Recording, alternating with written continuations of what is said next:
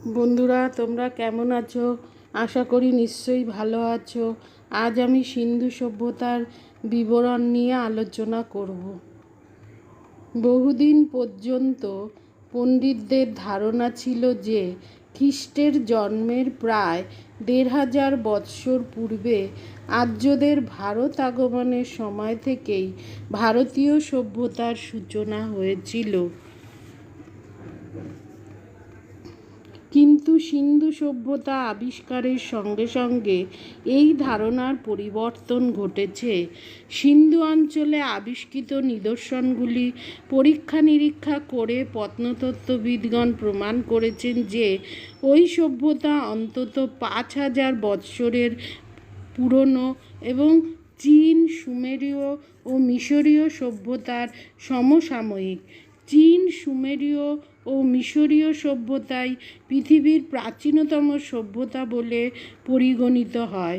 সুতরাং একথা নিঃসন্দেহ বলা যায় যে পৃথিবীর বুকে যেদিন থেকে মানব সভ্যতার সূচনা হয়েছিল, ভারতীয় সভ্যতাও সেদিন থেকে শুরু হয়।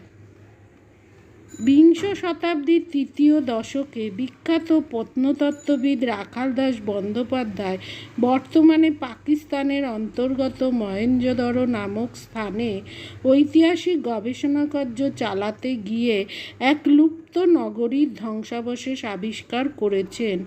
অল্পদিন পরে পাঞ্জাবের হরপ্পা, চানুদারো প্রভৃতি স্থানেও খনন কার্যের ফলে অনুরূপ ঐতিহাসিক নিদর্শন পাওয়া গেছে। মহেঞ্জোদড়ো ও হরপ্পার দূরত্ব প্রায় ৪০০ মাইল।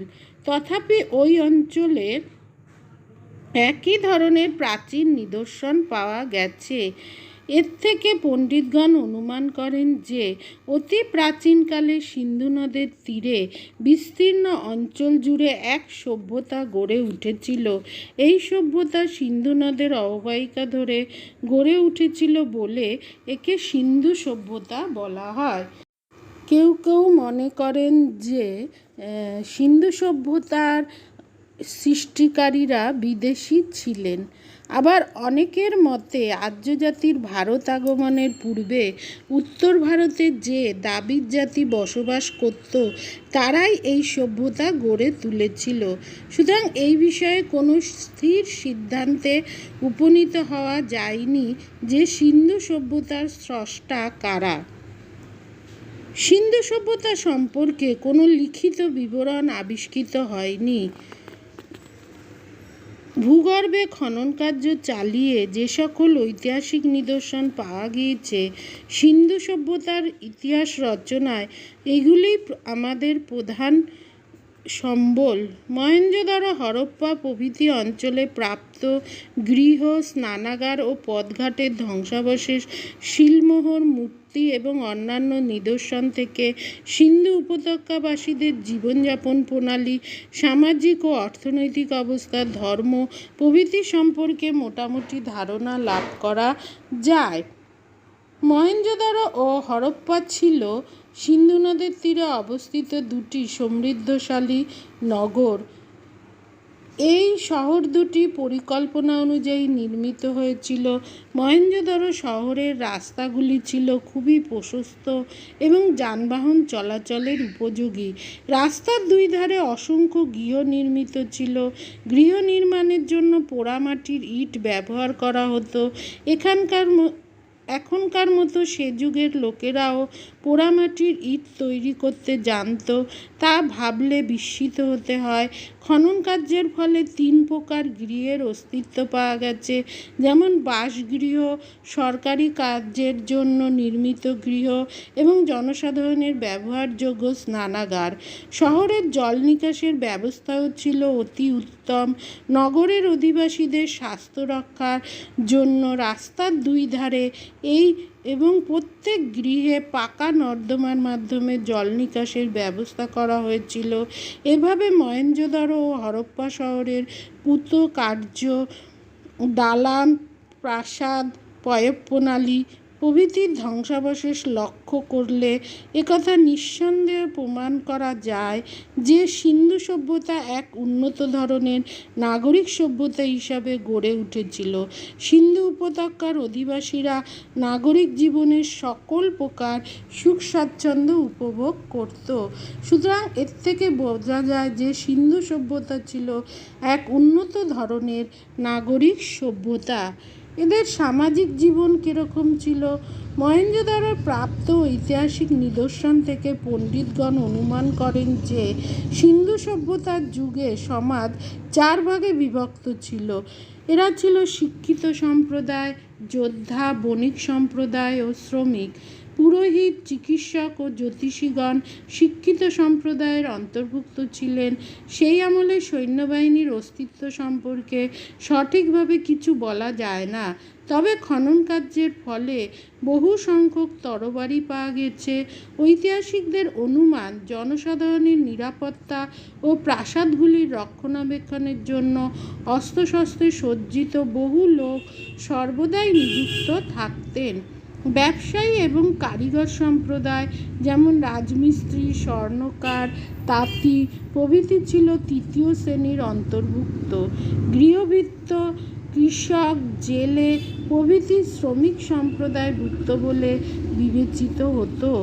কৃষক সম্প্রদায়ের শহরের বাইরে গ্রাম অঞ্চলে থেকে কৃষিকার্য করত।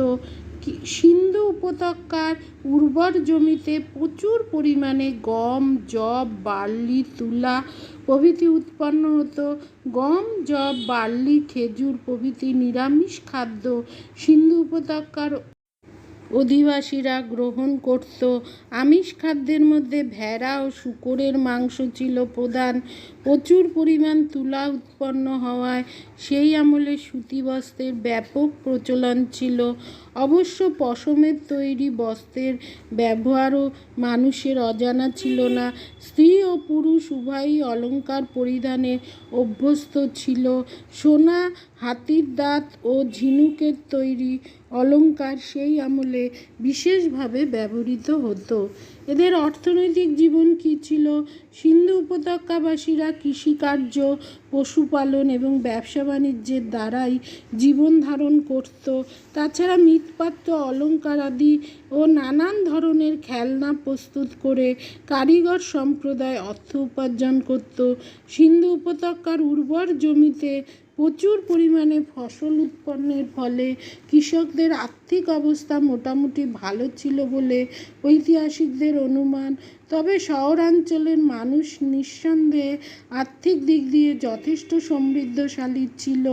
মহেঞ্জোদারো ও হরপ্পা নগরীর উন্নত মানের রাজপথ, গৃহ এবং জল সরবরাহের ব্যবস্থাই তার প্রকৃষ্ট প্রমাণ।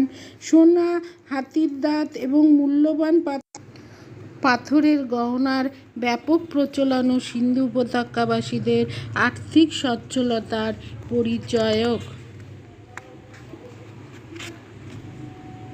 এরা ব্যবসা বাণিজ্য উন্নত ছিল। সিন্ধু উপত্যকাবাসীরা দেশের অভ্যন্তরে ও বিদেশে ব্যবসা বাণিজ্য চালাত। মহেঞ্জোদারো, হরপ্পায় নৌকার ছবি খোদাই করা কয়েকটি শিলমোহর পাওয়া গেছে। এর থেকে স্পষ্ট বোঝা যায় যে সে যুগে বণিকরা ব্যবসা বাণিজ্যের উদ্দেশ্যে জলপথে দেশ দেশান্তরে যাত্রা করত। ব্যবসার সূত্রেই ভারতের সর্বত্র এবং ভারতের বাইরে অন্যান্য দেশের সঙ্গে তাদের ঘনিষ্ঠ যোগাযোগ স্থাপিত হয়েছিল। সেই আমলে আফগানিস্তান, মধ্য এশিয়া, বেলুচিস্তান, পারস্য, মিশর, মেসোপটেমিয়া প্রভৃতি দেশে সিন্ধু দেশের লোকেরা যাতায়াত করত। এদের ধর্মীয় জীবন কেমন ছিল? সিন্ধু সভ্যতার যুগের কোনো মন্দির বা মন্দিরের ধ্বংসাবশেষ এ পর্যন্ত আবিষ্কৃত হয়নি। তবে দেবদেবীর মূর্তি খোদাই করা যে প্রচুর পরিমাণে শিলমোহর পাওয়া গেছে, তা থেকে সেই যুগের মানুষের ধর্মীয় জীবন সম্পর্কে ধারণা লাভ করা যায়। সিন্ধু উপত্যকার অধিবাসীরা মাতৃদেবীর পূজা করত। এছাড়া যোগী পুরুষের মূর্তি খোদাই করা একটি শিলমোহর পাওয়া গেছে। ধ্যানমগ্ন এই যোগী পুরুষের মাথায় 3টি শৃঙ্গ আছে এবং তিনি জীবজন্তু পরিবেষ্টিত। সেই আমলে নানান প্রকার জীবজন্তুর পূজাও প্রচলিত ছিল। এই স্থানে উল্লেখ করা যেতে পারে যে ধর্মের এই যে বৈশিষ্ট্যগুলো পরবর্তীকালে হিন্দু ধর্মেও পরিলক্ষিত হয়। স্বভাবতই পণ্ডিতরা অনুমান করেন যে প্রাগৈতিহাসিক সিন্ধু যুগের ধর্মবিশ্বাসের সঙ্গে বর্তমান হিন্দু ধর্মের ঘনিষ্ঠ সম্পর্ক আছে। সিন্ধু সভ্যতার ধ্বংসের কারণ কী ছিল?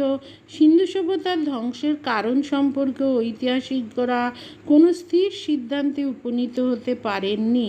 সিন্ধু নদের প্লাবন এবং ওই অঞ্চলের জলবায়ুর পরিবর্তন সিন্ধু উপত্যকার ধ্বংসের কারণ বলে বিবেচনা করা হয়। কোনো কোনো পণ্ডিতের মতে আর্য বা অপর কোনো বৈদেশিক জাতির আক্রমণের ফলেই সিন্ধু সভ্যতার ধ্বংস হয়েছিল। বিখ্যাত ঐতিহাসিক ডক্টর পুশলকারের মতে মহেঞ্জোদারো ও হরপ্পা নগরীর উপযুক্ত নিরাপত্তা ব্যবস্থা না থাকায় এবং সুসজ্জিত সৈন্যবাহিনীর অভাবে সিন্ধু উপত্যকাবাসীগণ বৈদেশিক আক্রমণ প্রতিহত করতে সমর্থ হয়নি। টাইগ্রিস ও ইউফ্রেটিস নদীর তীরে সুমেরীয় সভ্যতা, নীল নদের তীরে মিশরীয় এবং সিন্ধু সভ্যতা সমকালীন একথা পূর্বেই বলা হয়েছে। সমসাময়িক অপরাপর সভ্যতার সঙ্গে সিন্ধু সভ্যতার তুলনামূলক বিচার করলে একথা সবশেষে নিশ্চিতভাবে বলা যায় যে কয়েকটি দিক দিয়ে এই সভ্যতা মিশরীয় ও সুমেরীয় সভ্যতা অপেক্ষা উন্নত ছিল।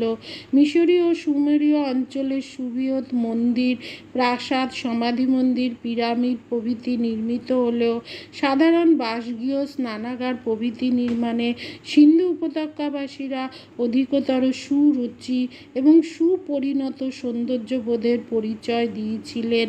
হরপ্পায় এমন কতগুলি মূর্তি আবিষ্কৃত হয়েছে যার গঠন কৌশল একমাত্র প্রাচীন গ্রিসের উন্নতমানের ভাস্কর্য শিল্পের সঙ্গে তুলনীয়। আজ আসি, দেখা হচ্ছে পরবর্তী ভিডিওতে। চ্যানেলটা সাবস্ক্রাইব করো।